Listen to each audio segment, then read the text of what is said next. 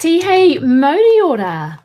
No mai hara mai kia tau mai ki tēnei wahanga te pāhotanga mata ora ko Auaha Live. Ngā mihi mai o hā kia koutou katoa.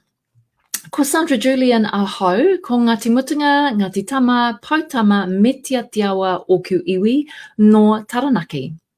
Kia ora, I'm your host, Sandra Julian, founder of Auaha, business event agency and approved professional conference organizer.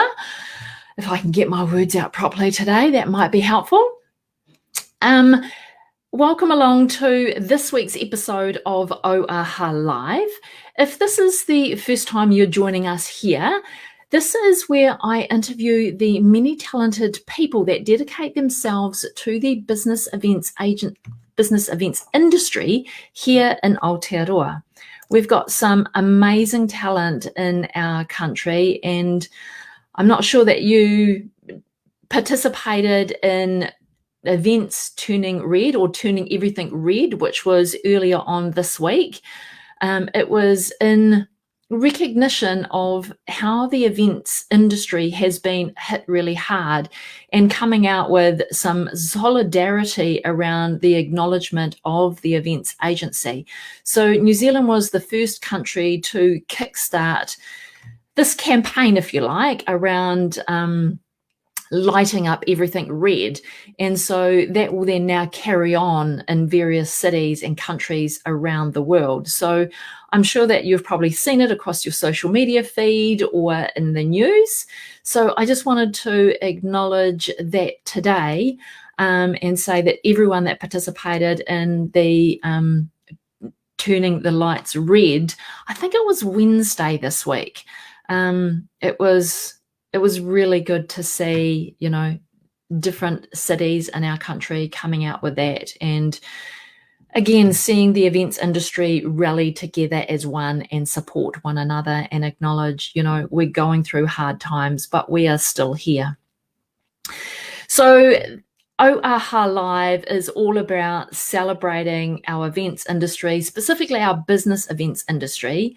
And this little segment on the Facebook every fortnight is about profiling the people behind the businesses that make up our business events industry here. And we do world-class events. We're only a small country, but we are a passionate, dedicated community of people that excel at what we do. And we are equivalent to anything you will see in any other country around the world. So if you are joining us live to hear, I can see a few of you are. Please say hi in the comments below. Let us know that you're here. We are coming to you inside Facebook through a piece of software called StreamYard. So we can only see that you're joining us, but we don't know who is watching unless you drop us a little comment to say hi. So please don't be a stranger. Drop a comment, say hi. Anytime through my interview today with my guest, please drop your questions below. If you've got a question or a comment about anything that we're talking about, drop it in the comments. We would love to integrate your conversation into our conversation. So please don't be a stranger. All right, my guest today is a qualified chef with 34 years of experience and has worked in many of Wellington's prestigious hotels, fine dining restaurants, and cafes. She established her own catering company back in 1997 to combine her passion for high-end good food with exceptional service to cater for large events. Let me introduce you to Sarah Searancke from Sarah Searancke Catering. Sarah, welcome along today.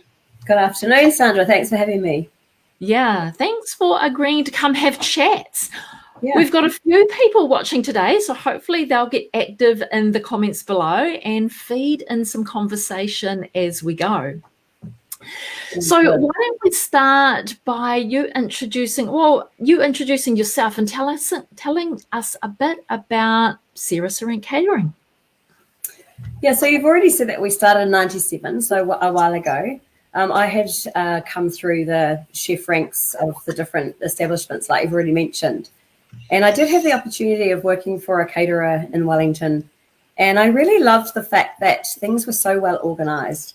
You knew how many people you were going to be catering for. You knew exactly what your menu was going to be. You knew how many covers you were going to be serving that night. And anyone who you'll ask about me, they'll say that I'm a little bit of a control freak. So that suited me to a T, the catering. And my husband, Nigel, we run the business together. And his background was in IT and in finance and accounting. And although his only passion for food was eating, obviously my passion for food was creating it. And we decided to put all our eggs into one basket and start the business. And when we originally started, we looked after the smaller office catering side of things. You know, it's fair to say in this industry, you really have to build your stripes. It takes quite a long time to build up that experience and for people to have trust in what you deliver. And it's taken us some time to do that. But so we started off with a smaller type catering. We used to cater quite a few weddings. And probably wasn't until about 5 or 6 years ago that we really decided to push into the larger event market. And today we now have a number of contracts around the city. We are just Wellington based, but we do look after, we're the preferred caterer at Venues Wellington. So we cater at their venues, which covers the TSB, Michael Fowler, Shed 6, the Academy of Fine Arts, the Opera House, and St. James when it comes back online. So we're really fortunate to be a part of their team. And we've also, in the last couple of years, been awarded the WOW contract as well, which is really exciting to get involved in such a creative show. Just such a shame this year that didn't go ahead. But, we really hope that they'll be back. And we also look after all the catering over at the Wellington Racing Club. So, and we've had that contract for the last 3 years. So that's great to be part of their team as well, because they're catering large events out there. And the race day is a really exciting place for people to come and kick up their heels for the day. So so aside from those contracts as well, we are doing, we do a lot of catering in people's private homes as well. We're still involved in the wedding market and catering for other large corporates as well. Just thoroughly enjoy it. Yeah, first of all, what a match made in heaven, between yourself and Nigel, like accounting and tech with the chef, and then I'll cook and you eat. That's a real match made in heaven. Because we tend to stay out of each other's pockets. Yeah. I just need to make sure that our head is above the water, and so he keeps me honest in that department. Yeah. Tells me to stop spending, which is often when I have to. Yeah. But no, it works well. It works very, very well. He also dabbles in the front of house side of things as well. So you could say that he's more front, I'm more back. But over more recent years, I've stepped right away from the kitchen actually. Although I step into the kitchen numerous times a day because I can't help myself, because I'm always tasting food and I'm part of creating the new ideas as well. But that it does seem to be how it has been successful for the two of us. Yeah. And so do you have input into the menus? You're not in the kitchen as such, but do you have input into all of the menus, or do you leave that up to a head chef, or how much do you get involved in what food is pushed out from the company? I'm very involved in the food side of things still. It's very much a collaboration, and it always has been. So we don't leave it to one person really to do the menus. So there's a bit of a team of us that will get together and we'll discuss ideas, particularly if we're given, like yourself, Sandra, when you've had an event and you've given us a catering brief. So we would put that idea out there and we would work collaboratively to come up with ideas, because I'm very much a person where it's not just about me, it's about the wonderful ideas that are out there. And I like people to be empowered with their, to be able to put across their ideas as well. So I tend to have a little bit of a final say sometimes on the menus, for which kind of direction we're going in.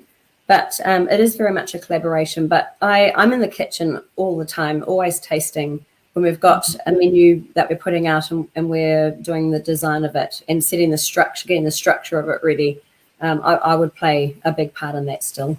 Yeah, nice. So the last 4-5 years, you've really exploded your business as far as, taking on all of these venue contracts with larger events, as well as maintaining like your wedding industry and private catering and all of that. What has that meant for your business as far as how have you managed that growth? Was it slow over time, or did it really just, you were at this point and then it just exploded into this point, Yeah, I think I'd have to say that it didn't really explode. It's happened over time.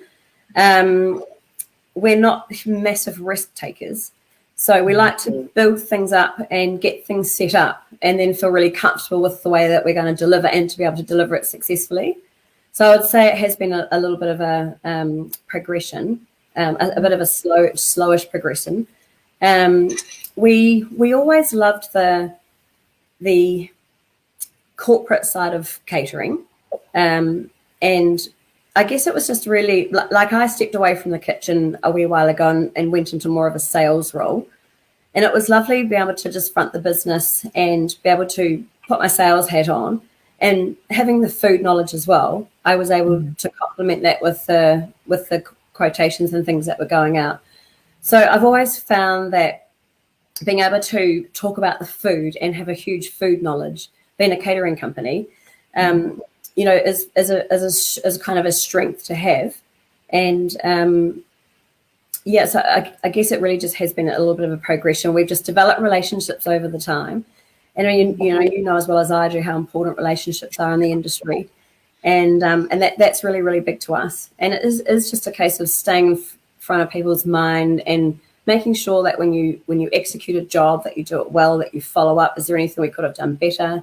And trying to make sure that we deliver even better next time. So that gradual growth, and also we need to be challenged as well. If we had just stayed at the level that we were at, we didn't feel like the team around us were being challenged enough, and so we need to be able to get that as well. And so dabbling into the larger event market was a really exciting space for us, and we grew our infrastructure around that. We moved into a new building, decked out a brand new kitchen, and then just grew just chipped away at building our team with the foresight and the strategic vision to have that, to be able to execute the larger events. I mean, I'm now curious, what's been the largest event that you've done? Well, we did Toast Martinborough a number of years ago, and we catered for about 2,000 or 3,000. Oh, it was close to 3,000 over there. But like for a plated dinner, we did the Gold Awards last year, which was 950. Wow. And we've got that coming up again in the next couple of weeks, and we're obviously hoping to get a similar number.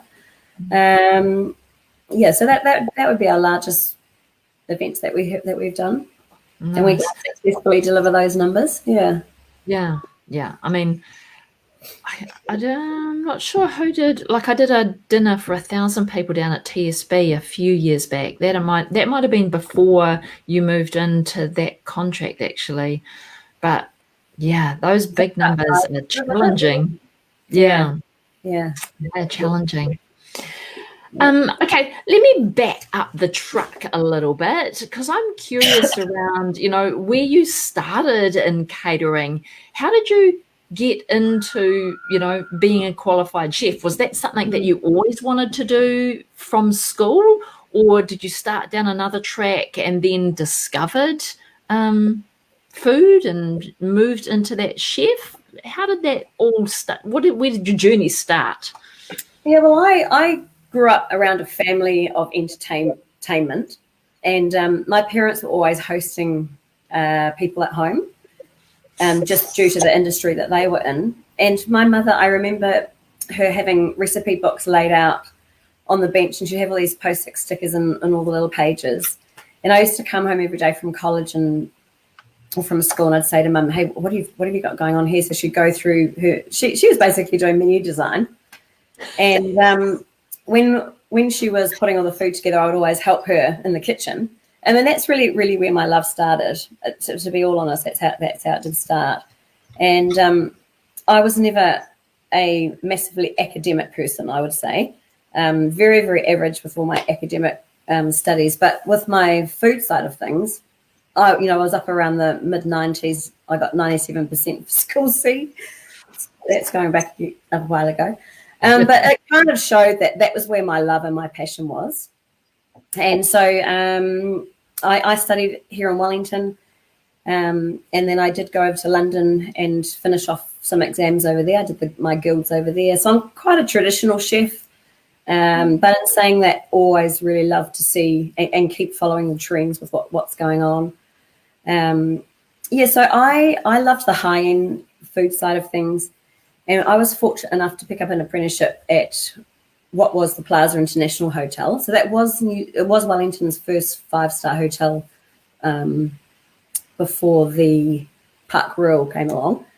And so I worked there for 3 years. And then I also was fortunate enough, Matt Limaker employed me up at Bullcott Bistro. Oh, sorry, it wasn't Bullcott Bistro, it is now, but it was called Plymouth House. And that's where all the dignitaries and ministers used to go for dinner. And I was introduced to some absolutely gorgeous food up there. I was taken back to the hotel and worked in Burberry's in their fine dining restaurant. Some of the viewers might remember that is going back into the 90s. And then I did really feel like I needed to broaden my horizons. So I headed over to London and worked over there for a couple of years in some big hotels over there. And that was quite interesting times because, you'd be talking about a chef brigade of about 60. And there was only 3 females at that time. Oh. So we learned to be hard. We were hard asses. We'd take a lot of crap from the chefs, but it did install a lot of strength, and I think that's done me really well in the industry as I've gone through.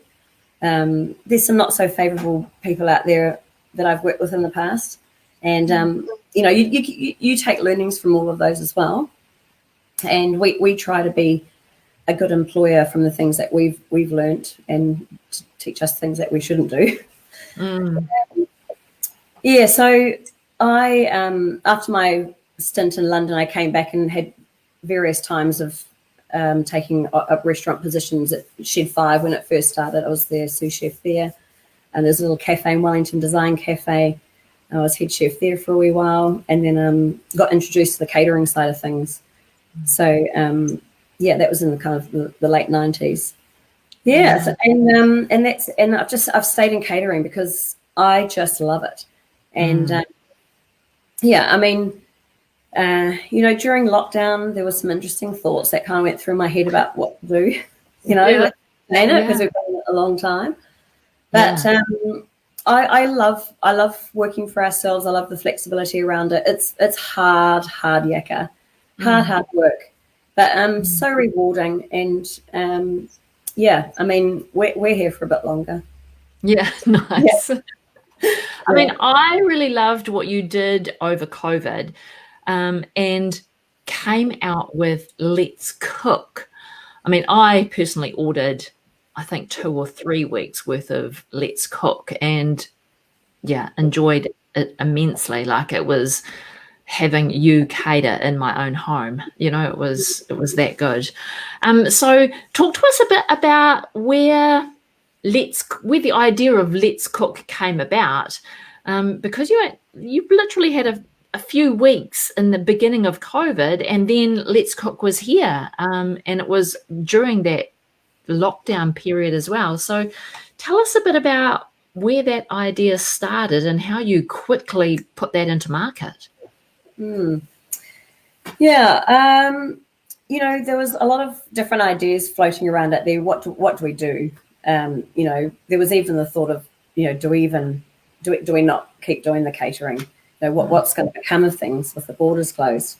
But always kept coming back to the fact that love being in business, have worked really, really hard, love the people that we look after, love the team that we have around us, and there was just no way that we would, be backing out of business right now, because we just do enjoy it too much. But then it was like, well, what are we going to do? We can't do there's no catered events, and Anthony, who's our general manager of our catering operations, he really started on my case a wee bit. My mum had just passed away a few days before lockdown, and I did take time just to chill out a little bit. I did think, this is the first time that we've really stopped and just done nothing. There's no emails. I quite enjoyed the peace around that. But, you can only take that on board for so long. And then someone like myself just gets a bit agitated because you've got to be doing something, because I don't sit down quietly. I find it very hard to rest. Yeah. But we, about 8 years ago, used to run cooking classes, and they were called Let's Cook. And so we had the domain name Let's Cook already. And Nancy said to me, why don't we look at doing the meal bags? Because we had thought about doing the pre-prepared meals, and a lot of people were going to be doing that, we thought. So we really wanted to try and do something a little bit different. Now, when I say different, I know that a lot of New Zealand companies are already out there. You've got the My Food bags, the Whoop bags, HelloFresh. But there was nothing in Wellington really supporting the local market.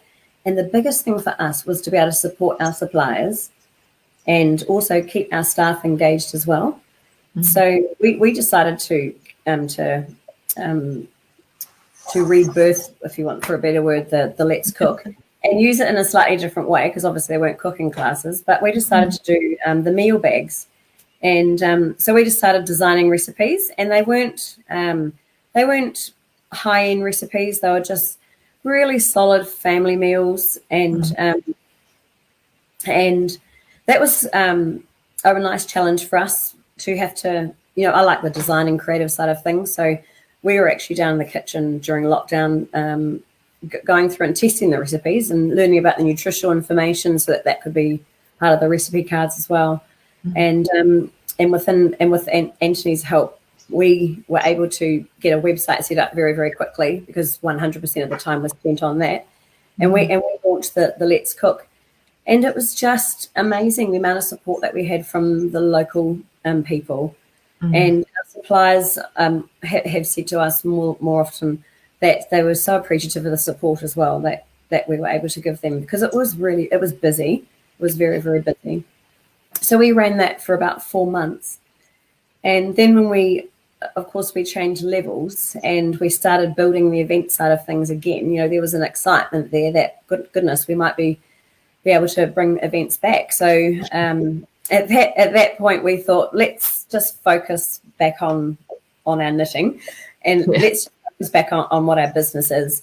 So we had to make the heart-wrenching decision to finish up the Let's Cook. Not that it won't come back again, but we did decide just to finish it there and to start focusing back on the catering. But at the time, it was just wonderful. We even had our event managers out driving, doing deliveries. We had them running down to the supermarket buying goods. So our team have been so adaptable and really agile, and we've really had to mix and change things up, and they've done such an amazing job. Yeah, I'm really, really proud of them.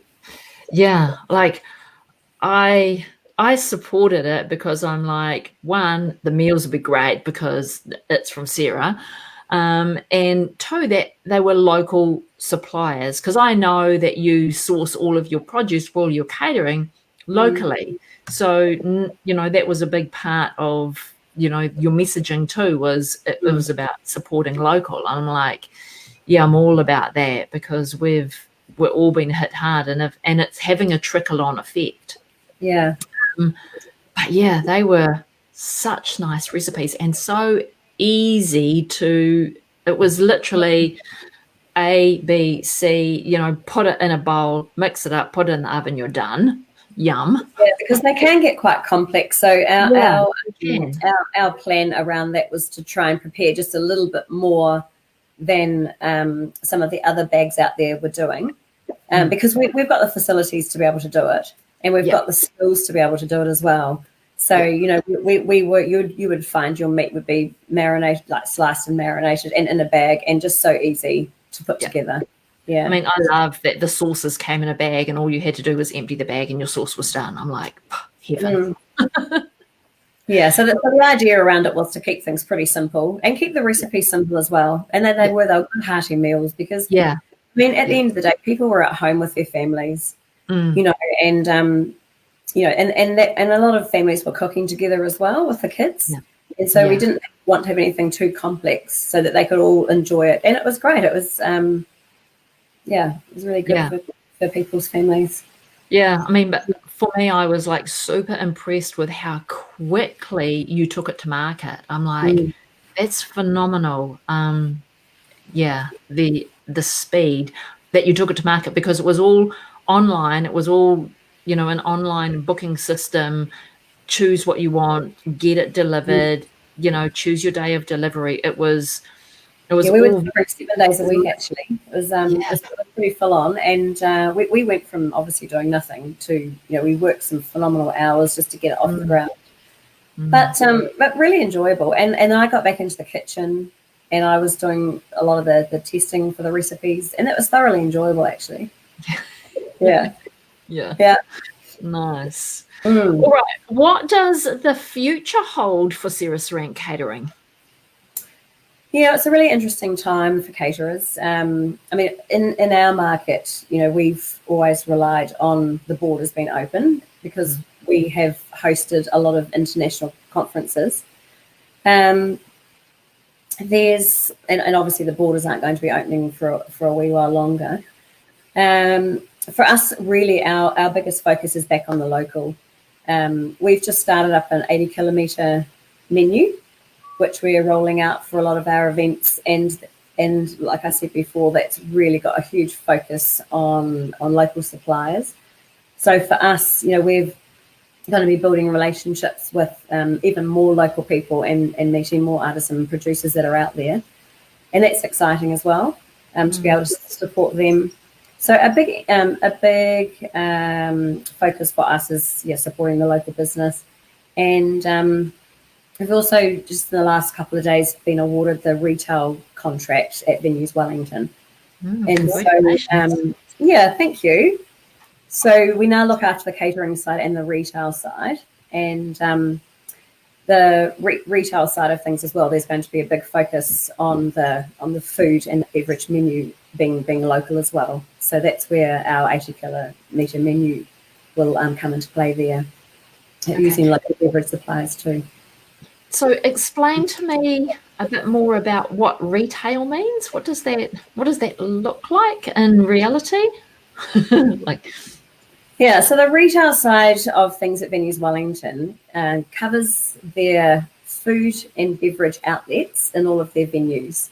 So when you go to a performance or a show, you know, you can go up and buy yourself a beer or a wine or a pack of crisps or chocolate bar or an antipasti platter, depending on, you know, what event you're at. They have what they call them like kiosks, and we're going to be servicing those. Okay. So that synergy works well with our catering side of things as well, because again we've got the infrastructure set up to be able to produce, you know, some really nice menus coming out of there, and being able to support the local beverage providers as well, of which, you know, in Wellington we're really spoiled. We have got some lovely suppliers, and you know, we can support the Auaha region and the Wairarapa as well, and there's some great producers around those areas. Yeah, we do. We're quite spoiled here in Wellington, aren't we? We've got like wine that is not too far away, and our local craft beer it's really established and really doing absolutely well. Yeah, we are. We support the choice in Wellington, so we're very So we can, you know, do coffee during the day and be spoilt for coffee. Like to be honest, I have never been more of a coffee snob than when I moved to Wellington. I like coffee. It's like, how did I get to that point? But anyway, apparently I now appreciate a really good coffee. But the beer, the craft beer, is just as refined a taste as the coffee in Wellington. So, I think we. I can't talk much about the beer because I'm not a beer drinker. No, me But neither. But there's big gin distilleries in Wellington. Oh, gin distilleries too. Yeah. Yes. So that's taken off in the last couple of years as well. So that's been really fortunate. Yeah. So we'll showcase that when the opportunity arises too. Set up a gin bar. Yeah. Yeah, nice. Yeah. Perfect. Well, yeah, congratulations on the retail outlet and being able to put your stamp on that and bring the Sarah Searancke flair to what would be just like the candy store, I suppose. Yeah, and we do plan to reinvigorate those spaces over time. That's one of our focuses there. But they need a little bit of love. So we have set down a little bit of a strategic plan around that, and we'll work collaboratively with the Venues Wellington team to be able to. We really want to scream Wellington and also, and not just in the food and in the wine and in the beverages, but also the spaces that they really do have a very much Wellington vibe about them. Nice. So you get to put your touch on what those spaces look like as well, not just what you're serving out of those spaces. Potentially, that's something that we're going to look at. It might be not the immediate future, but perhaps next year that will be something that we can work on together. Yeah, it's definitely something that we've proposed and that we would like to roll out. Yeah, nice. Oh, that's exciting. Yeah, definitely. Sarah. Yeah. There is one question that I ask all of the guests before we wrap up, and that is, what is one aha moment that you have had in business? Yeah, I think for us it would be, I've probably already mentioned it, but probably about 5 years ago when we just decided to make a really big push into the large event market. Like I said, we already wanted to challenge ourselves, and we had built ourselves up to be able to deliver the large events. And when we went for the contract at Venues Wellington and were awarded the preferred caterer status there, that was a really big step for us, and gave us a bit of faith in what we've been able to deliver with our events already. And it was really exciting, and it's been a real ride the last 3 years with that contract. And that would be the biggest moment for us, because it's how much further can we go with those larger events aside from going out of Wellington, which at the moment we won't be doing that, but love being immersed in those larger events, and we just need to build the confidence back in that market, and that will take a bit of time. But we're really optimistic that it'll get there. And, me too. We'll keep working on it, and we hope not to drop back level again. It's devastating when that happens. But we just roll with the punches. I think like our country we're pretty resilient. We are definitely a country that likes our face-to-face meetings. We like to get out. We like a sense of community. That's definitely part and parcel of who we are and what makes us a really great country. We're a community-based country for sure. So I like you, I've got a sense of optimism that we will return to events, and every opportunity that events can take place, the hosts of those events will put them on. They'll just be looking at reducing as much risk as they can. But and from everyone that I'm talking to, they're like, yes, give me a face-to-face event any day. So and since we've gone back to level 1, we've had a lot more interest in events. They've obviously been pushed out quite a bit.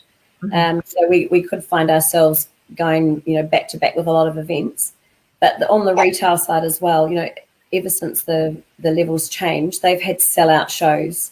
The rave last week was a sellout because people just want to get back together and be in front of each other. And so, so long as we can stay there, then you're so right. People do want that face to face. They really have the need for it big time.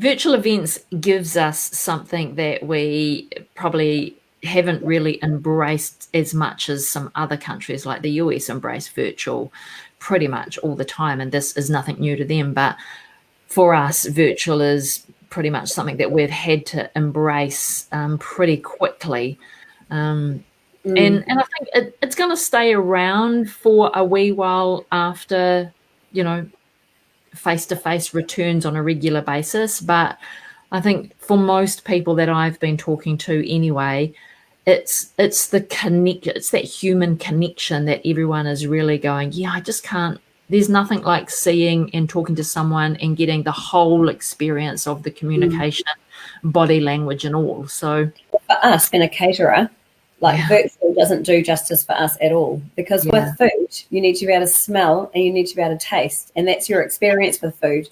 You know, so as much as we appreciate that people are having to go virtual, we don't want that. Yeah. We want them to have the experience of lovely food. So we need to keep that going. Yeah.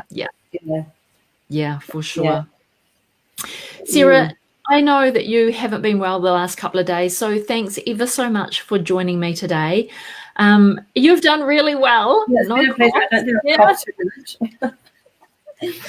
So I appreciate you coming, joining us today, sharing your journey, sharing your business experience, and exciting future for you taking on board the retail outlets around Wellington. That is, something to watch out for and experience. Yeah. So, yes, big thank you. It's been really enjoyable, and all the best to you. Thanks. And have a good weekend, everyone out there. Yeah. All right, Sarah, I'll talk to you again real soon. Okay. All right, everyone, that wraps us up for another episode of Auaha Live. I hope you enjoyed the conversation with Sarah as much as I did, and get out and about. If you're here in Wellington, get out and about and experience the retail outlets from attending a show or something similar. And if you are from other areas in the country, then come make a journey to Wellington.